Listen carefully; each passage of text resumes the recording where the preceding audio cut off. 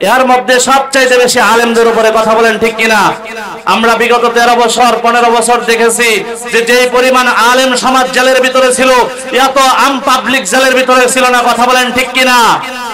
আজকে আমরা নিঃশ্বাস নিতে পারি, মুক্ত আকাশের ভিতরে বলতে পারি যে আমাদের আলেম সমাজকে যেভাবে নির্যাতন করা হয়েছে, যেভাবে তাদেরকে কারাবন্দী করা হয়েছে, যেভাবে তাদেরকে রিমান্ডের ভিতরে টর্চার করা হয়েছে, যেভাবে তাদেরকে আয়নাঘরের ভিতরে বন্দী করা হয়েছে, খোদার কসম পৃথিবীর ইতিহাসে এমন কোন ইতিহাস পয়দা হয় নাই, এমন কোন ইতিহাস জন্ম হয় নাই যে মুসলমানদের উপরে এত পরিমাণ নির্যাতন হয়েছে।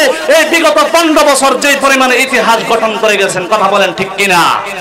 আজকে ভারত আমাদেরকে রক্তচক্ষু দেখায় যে বাংলার মাটিকে আমরা স্বাধীন করে নেব, বাংলার জমিনকে আমরা দখল করে নেব। খোদার কসম বলতেছি, ও ভারতের হিন্দুস্তান, তোমাদেরকে বলতে চাই, হালিম সাহেব বলে গেছেন যে আল্লাহর পয়গম্বর একটা হাদিস বলে গেছেন যে আমাদের একটা যুদ্ধ হবে, এই যুদ্ধ হবে হিন্দুস্তানের সঙ্গে। আল্লাহর পয়গম্বর বলেছেন আমাদের বাংলার মুসলমানের সঙ্গে একটা হিন্দুস্তানের যুদ্ধ হবে। এই যুদ্ধে যারা শাহাদাত বরণ করবে আল্লাহ পাক রব্বুল আলামিন তাদেরকে জান্নাত দান করবেন, আর যারা বিজয়ী হয়ে আসবেন, তারা গাজী হয়ে আসবেন, তারা শহীদের মর্যাদা পাবেন। আল্লাহ পাক রব্বুল আলামিন এমন একটা সময় এসে গেছে, ও মুসলমান সাবধান হয়ে যান, গর্জে উঠুন। প্রয়োজনে প্রত্যেকটা এলাকাকে নিজের ক্যান্টনমেন্ট হিসেবে করে নেন, প্রয়োজনে প্রত্যেকটা মাদ্রাসাকে ক্যান্টনমেন্ট হিসেবে গঠন করেন। এমন একটা সময় আসতেছে মুসলমান, হিন্দুস্তানের সঙ্গে আমাদের যুদ্ধ হবে, হিন্দুস্তানের সঙ্গে আমাদের জিহাদ হবে। আল্লাহর পয়গম্বর যেখানে বলে গেছেন আর গুনার ভিতরে লিপ্ত হয়ে গেল বান্দা, শয়তানের সঙ্গে তোমার ওঠা বসা শুরু হয়ে গেল, কিন্তু আমি রব্বে কারীম কিন্তু কোনোদিন তোমাকে কষ্ট দেই নাই। সুতরাং তাই নয় রে বান্দা, আমার বেষ্টনী, আমার রহমত চারদিকে থেকে নয়, আমার রহমত তোমার উপরে সর্ব অবস্থায় 10 দিক থেকে ঘোরাফেরা করতে থাকে। সুবহানাল্লাহ। আমার রহমত তোমাকে 10 দিক থেকে বেষ্টনী দিয়ে রাখে।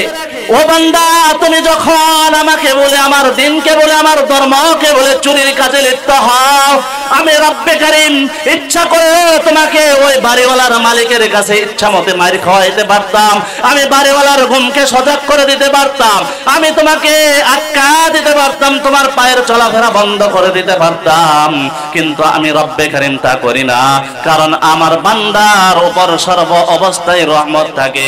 ও মুসলমান, আল্লাহর গোলাম, একটু চিন্তা করে দেখেন, রাত্রিবেলা ঘুমানোর পর আমাদের নাক খোলা থাকে, মুখ খোলা থাকে, কানের ছিদ্র 2টা খোলা থাকে। এমন কোন মুসলমান আছেন কি যে আমাদের ঘুমানোর সময় কানের ভিতরে খোলা দিয়ে ঘুমায়, কানের ভিতরে কচি দিয়ে ঘুমায়? যদি কানের ভিতরে ঘুমের সময় কিছু ঢুকে যায় এমন কোন চিন্তা আমরা করি? জীবনেও কোন মুসলমান চিন্তা করে না। নাকের ছিদ্রটাও বন্ধ করে না, মুখের জবানটা, মুখের ছিদ্রটাও বন্ধ করে না, সব কিছু খোলা থাকে। তারপরে সকালবেলা ঘুম থেকে ওঠার পর দেখি আমার সাথে আমার বিছানার পাশে সাপ বসে আছে, আমার বিছানার পাশে বিচ্ছু বসে আছে, আমার বিছানার পাশে বিষাক্ত পানিগুলো বসে আছে। তারপরে আমার কানের ছিদ্র দিয়ে প্রবেশ করে নাই, তারপরে আমার মুখের ছিদ্র দিয়ে প্রবেশ করে না, তারপরে আমার নাকের ছিদ্র দিয়ে প্রবেশ করে না। ইচ্ছা করলে ওই প্রাণীগুলো আমার মুখ দিয়ে প্রবেশ করতে পারত। রাত্রে বেলায় আমি তো হাত দিয়ে ফিরাইতে পারতাম না, আমি তো ওই সময় চোখে দেখি না, আমি তো কোনো কিছু আটকাইতে পারতাম না। আমার কান দিয়ে প্রবেশ করতে পারতো, আমার মুখ দিয়ে প্রবেশ করতে পারতো। আল্লাহ পাক রব্বুল আলামিন বলেন, ও বান্দা, তুমি যখন সারাদিন পরিশ্রম করার পরে বিছানায় ঘুমাও, আমি রব্বে কারীমের রহমত কিন্তু তখনও বন্ধ থাকে না, আমি রব্বে কারীমের রহমত তখনও চালু থাকে। আমি রবের রহমতের দ্বারা তোমার ওই আশেপাশে বিষাক্ত পানিদেরকে আটকায় রাখি। সুবহানাল্লাহ। পারতো না আমাদের মুখ দিয়ে প্রবেশ করতে? ওই বিচ্ছুটা আমাদের মুখ দিয়ে প্রবেশ করতে পারতো, কান দিয়ে প্রবেশ করতে পারতো, নাক দিয়ে প্রবেশ করতে পারতো। আটকানির কোন ক্ষমতা আছে? কোন ক্ষমতা নাই। সুতরাং আল্লাহ পাক রব্বুল আলামিনকে যখন ভুলে যায়, এই দিন থেকে আমরা সরে যাই, নামাজকে ছেড়ে দেই, রমজান মাসের রোজা ছেড়ে দেই, খিদার জ্বালা সহ্য হয় না, আমরা কত গুনাহ করি, আমার রব তো কোনদিন বলে না ও বান্দা তুই গুনাহের কাজে লিপ্ত হয়েছ, তোমাকে আমি ধ্বংস করে দিব, তোমাকে আমি শেষ করে দেব। একটু চিন্তা করে দেখেন, আমাদের ছেলে মেয়েগুলো যখন আমার কথা না শুনে, একবার দুইবার কথা না শুনলে আমরা বেতের আঘাত করি কিনা? আমরা আমাদের ছেলে মেয়েদেরকে মারধর করি, কথা বলেন ঠিক কিনা? আমরা আমার ছেলে মেয়েদেরকে ধমক দেই, কিন্তু আমার রব ফেরেশতাদেরকে ডাক দিয়ে বলেন, ও ফেরেশতারা, তোমরা যে আমার বান্দাকে ধ্বংস করার কথা বলো, আমার বান্দা আমি বানাইছি, আমার বান্দা যত গুনাহ করুক এক সময় বুঝ আসবে, এক সময় চিন্তা আসবে, ওই সময় আমার কাছে যখন তওবা করবে আমি তাদেরকে মাফ করে দেব, আমি তাদেরকে ক্ষমা করে দিয়ে জান্নাতের মানুষ বানায় দেব। সুতরাং তোমরা আমার কাছে এমন কোন ফরিয়াদ করো না যাতে আমার কষ্ট হয়, আমার বান্দার জন্য, আমার উম্মতের জন্য আমার কষ্ট হয়।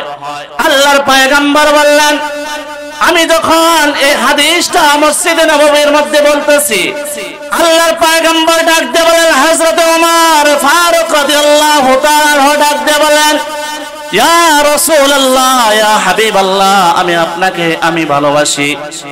আল্লাহর পয়গম্বর বললেন, ওমর কেমন মহব্বত করো? ওমর ডাক দিয়ে বলেন, ওগো পয়গম্বর অনেক মহব্বত করি। আল্লাহর পয়গম্বর ডাক দিয়ে বললেন, ওমর কেমন মহব্বত করো আমাকে একটু বলবানি? হযরত ওমর ফারুক বলেন, ও আল্লাহর পয়গম্বর অনেক মহব্বত করি। আমার রাসূল ডাক দিয়ে বলেন, ওমর রে, তোমার জীবন থেকেও কি আমাকে বেশি মহব্বত করো? ওমর এবার চুপ হয়ে গেছে, মাথাটা নিচ দিকে দিয়ে বসে গেছেন। আমরা হলে বলে দিতাম, হ্যাঁ হুজুর, আমার জীবন থেকে আপনাকে বেশি মহব্বত করি, কিন্তু ওমর তো চুপ হয়ে গেছে, ওমরের জবানের কথা বন্ধ হয়ে গেছে, জবানটা বন্ধ হয়ে গেছে। ওমর এবার ডাক দিয়ে বলেন, ও আল্লাহর পয়গম্বর জীবন থেকে বেশি ভালোবাসে কিনা এখনো তো বলতে পারতেছি না। ওমর কিছুক্ষণ চিন্তা করে আল্লাহর পয়গম্বরকে বলতেছেন, ইয়া রাসূলুল্লাহ, এখন আমি ওমর আমার জীবন থেকেও আপনাকে বেশি মহব্বত করি। সুবহানাল্লাহ। হযরত ওমর ফারুক রাদিয়াল্লাহু তাআলা আনহুর কথা শুনে আল্লাহর পয়গম্বর ডাক দিয়ে বলেন, ওমর, এই যে ভালোবাসার কথা বলছিল এতক্ষণে হয়েছে পরিপূর্ণ ইমানদার, এতক্ষণে পরিপূর্ণ ভালোবাসার কথা তুমি প্রকাশ করেছ। আমাকে যতক্ষণ পর্যন্ত পরিপূর্ণভাবে ভালোবাসবা, যতক্ষণ পর্যন্ত তোমার অর্থ সম্পদ সন্তান সন্ততি থেকে বেশি মহব্বত না করবা, ততক্ষণ পর্যন্ত পরিপূর্ণ ভালোবাসা আদায় হবে না। তাহলে আমরা আল্লাহর পয়গম্বরকে কেমন ভালোবাসবো? আমার জীবন থেকেও বেশি ভালোবাসবো নাকি? আমার জীবনের জন্য আল্লাহর পয়গম্বরের বিরুদ্ধে কোনো কটূক্তি করব, আমি শুনে চলে যাব, এমন কি হতে পারে নাকি? আমার জীবন থেকে বেশি ভালোবাসলে আল্লাহর পয়গম্বরের বিরুদ্ধে যেখানে কথা হবে সেখানে কি হবে? সেখানেই বাধা হবে। কথা বলেন ঠিক কিনা? জীবন থেকে ভালোবাসা মানে কি? নিজের জীবনের কোনো দাম নাই, আল্লাহর পয়গম্বরের কথা বলবে আর আমি মুসলমান চুপ করে বসে থাকবো, এটা কখনো মুসলমানের দাবি হতে পারে না। কথা বলেন ঠিক কিনা?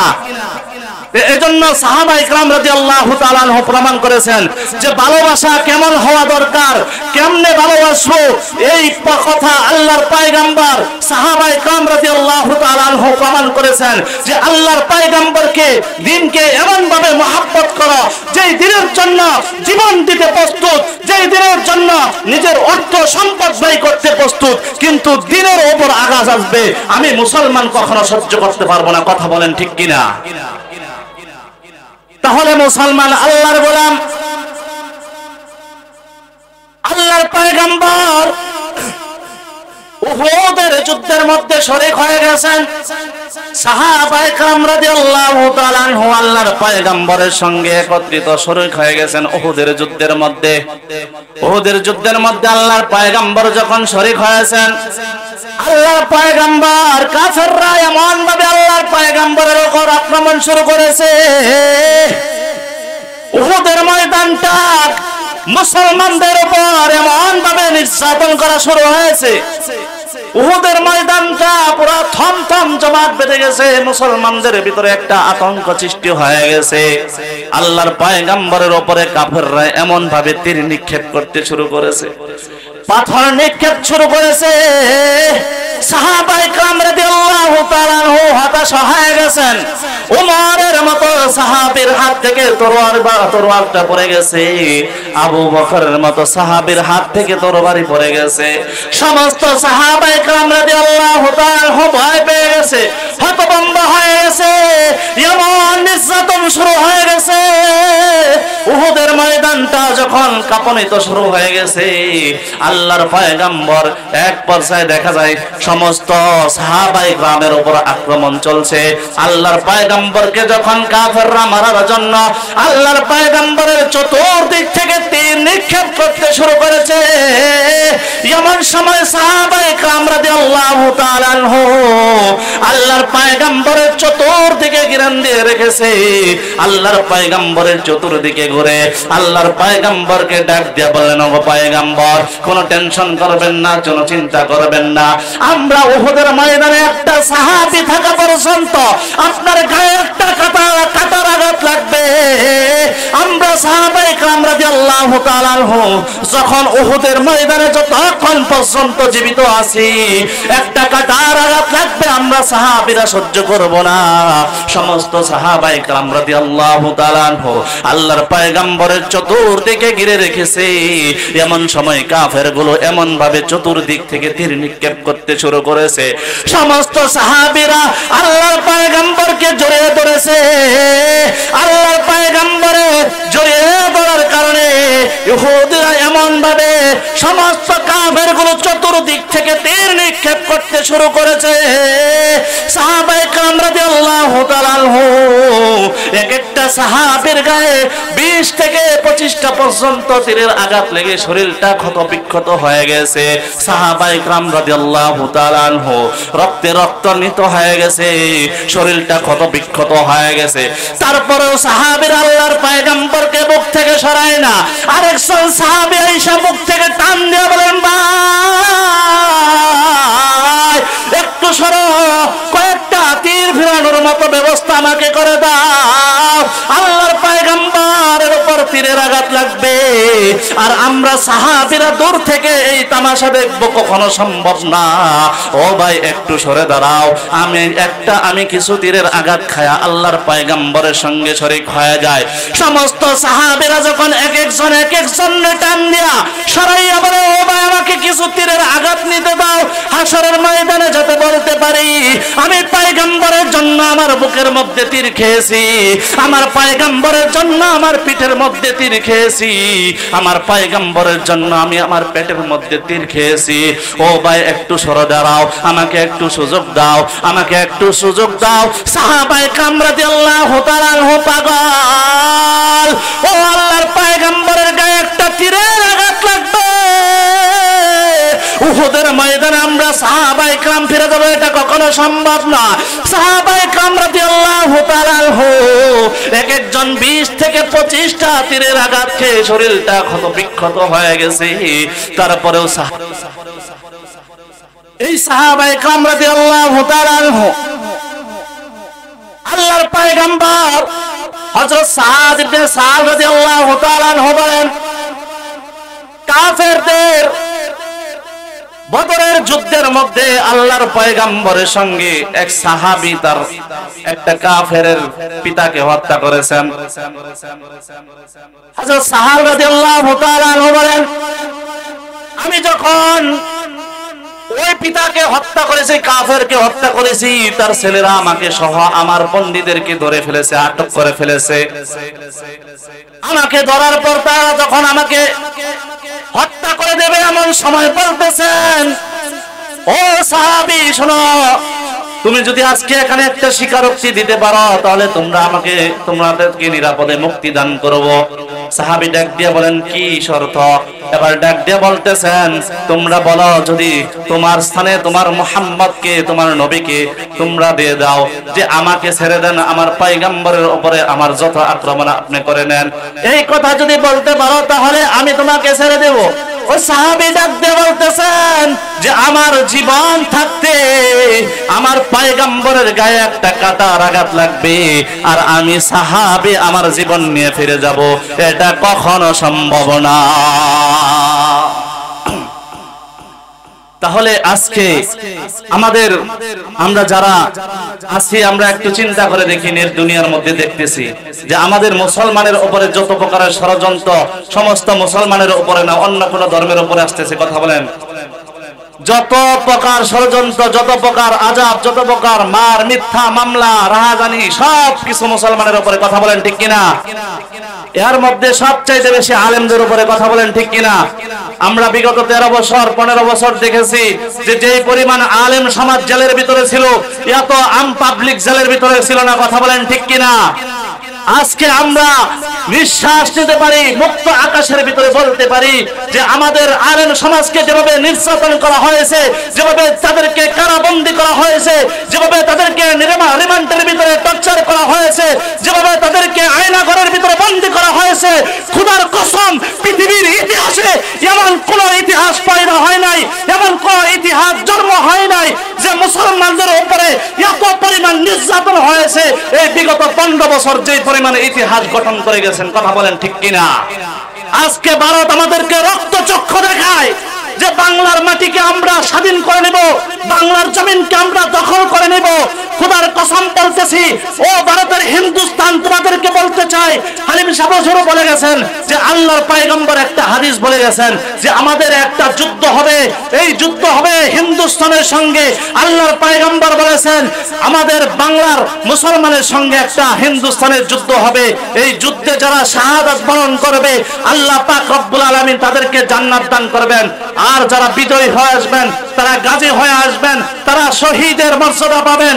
আল্লাহ পাক রব্বুল আলামিন এমন একটা সময় এসে গেছে, ও মুসলমান সাবধান হয়ে যান, গর্জে উঠুন। প্রয়োজনে প্রত্যেকটা এলাকাকে নিজের ক্যান্টনমেন্ট হিসেবে করে নেন, প্রয়োজনে প্রত্যেকটা মাদ্রাসাকে ক্যান্টনমেন্ট হিসেবে গঠন করেন। এমন একটা সময় আসতেছে মুসলমান, হিন্দুস্তানের সঙ্গে আমাদের যুদ্ধ হবে, হিন্দুস্তানের সঙ্গে আমাদের জিহাদ হবে। আল্লাহর পয়গম্বর যেখানে বলে গেছেন যে হিন্দুস্তানের সঙ্গে আমাদের লড়াই হবে, যুদ্ধ হবে, আর ওই হিন্দুস্তান আমাদের হুমকি দেওয়া শুরু করেছে।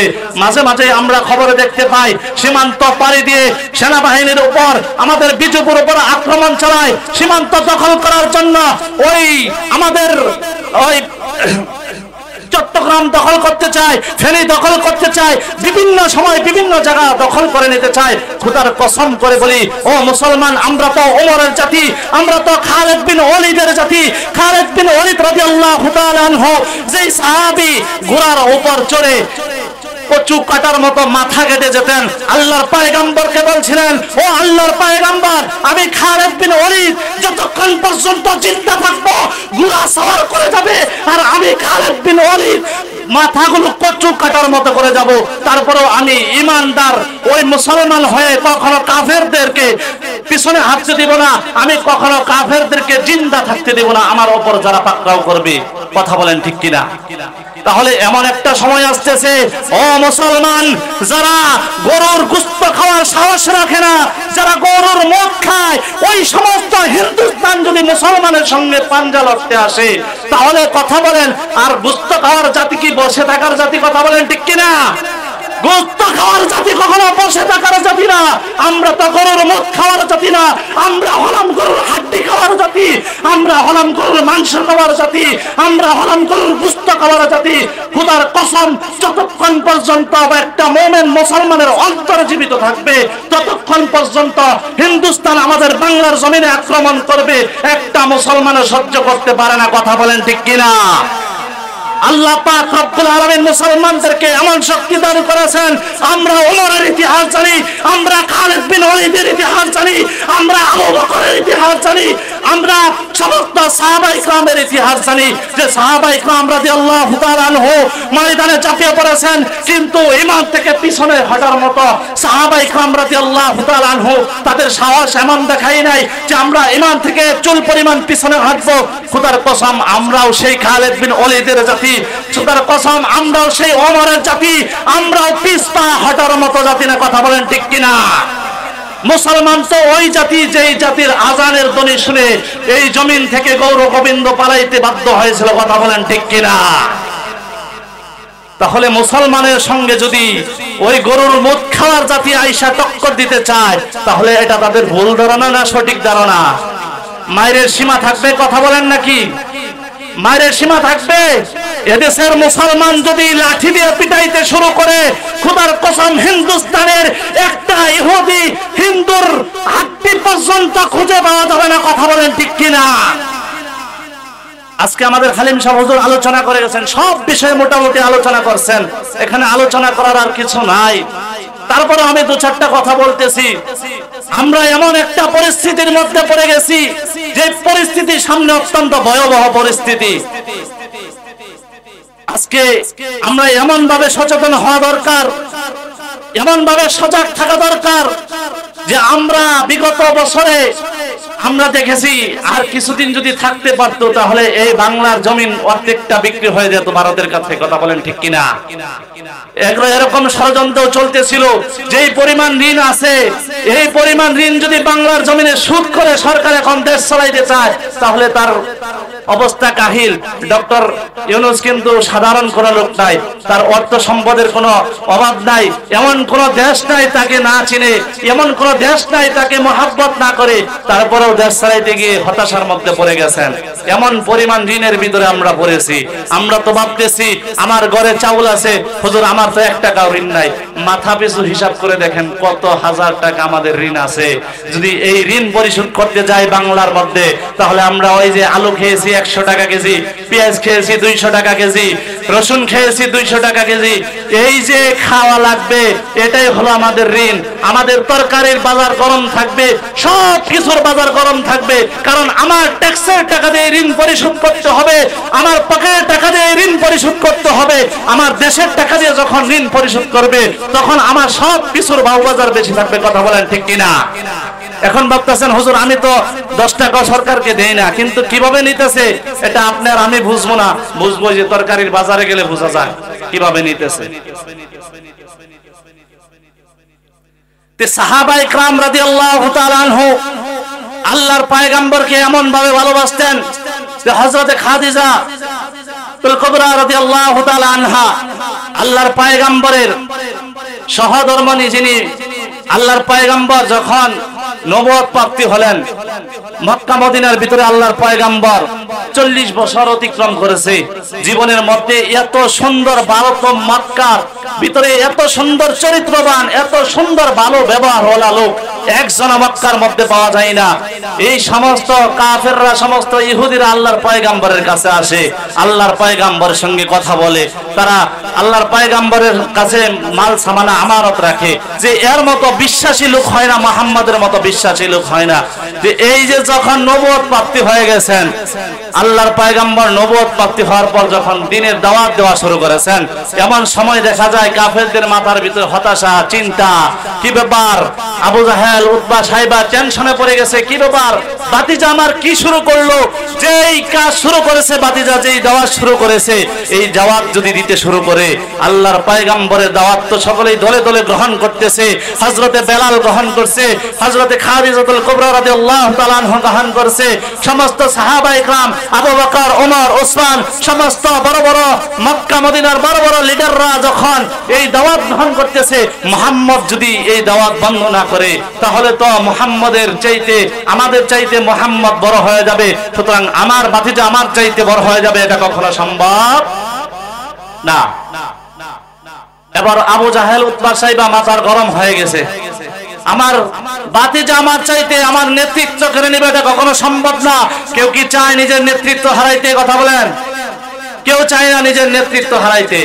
এখন এই আবু জাহেল, উতবা, সাইবা বলতেছেন যে মুহাম্মাদের দরবারে কেউ যাবে না, তার কথা কেউ শুনবে না, সে তো জাদুকর। এমন একটা বাণী তেলাওয়াত করে, এত মধুর একটা তেলাওয়াত করে, এই মুহাম্মাদের তেলাওয়াত যদি তোমরা শোনো, তাহলে তো তোমাদের ঈমান দুর্বল হয়ে যাবে, তোমাদের বাপ দাদার ধর্ম নষ্ট করে ফেলবা। মুহাম্মদ কি দাওয়াত দেয়? কালেমার দাওয়াত দেয়, লা ইলাহা ইল্লাল্লাহু মুহাম্মাদুর রাসূলুল্লাহ। এই যে মুহাম্মাদের একটা ধর্ম নিয়ে আসে, এই ধর্ম যদি তোমরা মুহাম্মাদের তেলাওয়াত শোনো, মুহাম্মাদের কথা শোনো, শোনো, তাহলে তো তোমাদের ঈমান নষ্ট হয়ে যাবে।